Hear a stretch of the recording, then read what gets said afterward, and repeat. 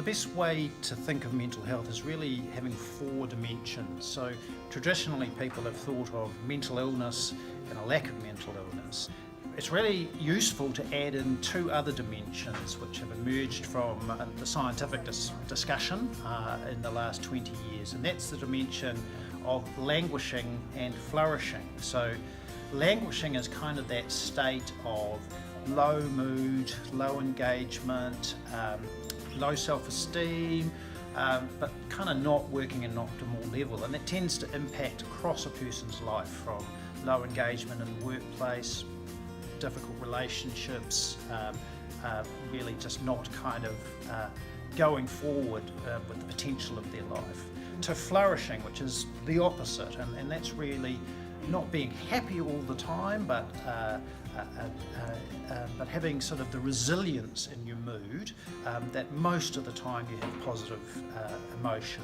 And so the objective over all of this is to really try and get as many people into that flourishing space as possible.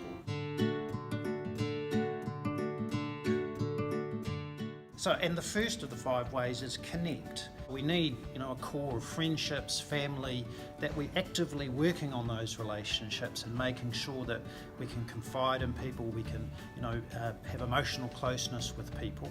But we also need a sense of belonging to a community. The next one is give, and it's pretty closely related to connect, that actually giving to others is a way of receiving. It generates really positive things in our own emotions. The third one that most people know instinctively is be active. There is a close relationship with physical activity and mental well-being. The evidence really says as little as 1 hour of activity a week in short bursts, can actively lift your mood. The fourth one that is, I think very important is take notice, and that's really about remembering to, really observe and appreciate the little things that happen every day that give us some joy.